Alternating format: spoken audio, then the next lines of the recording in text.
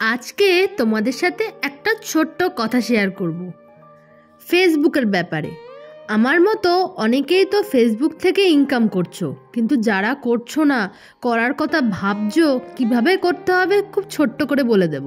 আমার জার্নি শুরু হয়েছিল ইউটিউব দিয়ে। ইউটিউবে ভিডিও তো আমি অনেক কাল থেকে করি, কিন্তু ফেসবুকে সেভাবে অ্যাক্টিভ থাকতাম না। কিন্তু ভাগ্যচক্র আমাকে ফেসবুকের ভিডিও শেয়ার করতে বাধ্য করলো। ভিডিওতে একদমই ভিউজ হতো না, ঠিক এখন তোমাদের মতো 15টা 20টা, খুব নিজের লোক ছাড়া কেউই ভিডিও দেখতো না। ঘুরিয়ে ফিরিয়ে সেই নিজের লোকের মধ্যেই সেই 40টা থেকে 100 থেকে 200টা ভিউজ হতো। তারপর আমি কিছু ট্রেন্ডিং ভিডিও করা শুরু করলাম। ভিডিও তো করলাম, কিন্তু হ্যাশট্যাগুলো কিভাবে দেব? তারপর সঠিকভাবে হ্যাশট্যাগ দেওয়া শুরু করলাম। তারপর ক্যাপশনটা কিন্তু প্রপার ক্যাপশন লিখলাম। ব্যাস, ভিডিওতে ভিউজ হওয়া স্টার্ট হয়ে গেল। যেই স্টার্ট হলো, ঠাকুরের কৃপায় তোমাদের অনেক অনেক ভালোবাসা পেলাম। কিন্তু একটা কথা, তোমরা কিন্তু অনেক প্রশ্ন করছো, তাদের প্রশ্নের উত্তর আমি এই ভিডিওতেই দেব। ভিডিওটা শেষ অবধি দেখো। কিন্তু অনেকেই বলছো, দিদি ভাই আমার এত ডলার হয়েছে, $8 হয়েছে, $10 হয়েছে, আমি কি টাকা পাবো না? হ্যাঁ, তুমি টাকা পাবে। তোমার অ্যাকাউন্টে আগে টোটাল $100 হতে হবে। ফেসবুক ইউটিউব যেটাই বলো না কেন, $100 কমপ্লিট হলেই সেটা কিন্তু ব্যাংকে ট্রান্সফার করার সুযোগ দেয়। যতক্ষণ না তোমাদের $100 কমপ্লিট হবে, ততক্ষণ তোমরা কিছুই করতে পারবে না। আর এটা কোথায় গিয়ে দেখবে? পে আউটে গিয়ে দেখবে। ফেসবুকের ড্যাশবোর্ডে গিয়ে পে আউট অপশান আছে, তোমরা সেখানে গিয়ে চেক করতে পারবে। এরপর বলি, তোমরা অনেকেই বলছিলে, দিদি ভাই আমি তো ট্রেন্ডিং ভিডিও করছি, তাও কেন ভিউজ হচ্ছে না, তাও কেন কেউ কমেন্ট করছে না?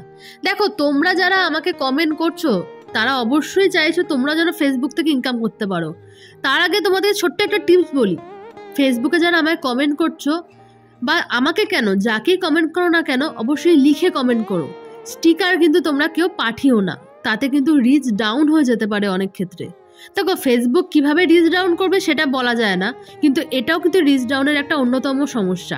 তোমরা যারা কমেন্ট করছো, লিখে কমেন্ট করো, বা অন্য কাউকে যদি কমেন্ট করো সেটা লিখে করো, প্লিজ স্টিকার দিও না। এরপর বলি, কোন টাইমে ভিডিওটা পোস্ট করলে তোমার ভিউজটা দেখবে। দেখো, আমার একটা আলাদা টাইম আছে।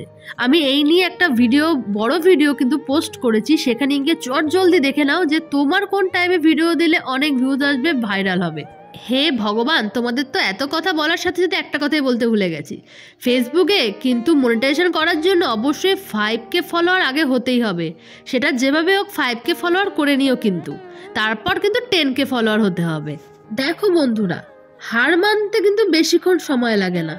এই ফেসবুকে ভিডিও ভিউজ হচ্ছে না, মনটা খারাপ হয়ে গেল, ব্যাস তুমিও হার মেনে নিলে।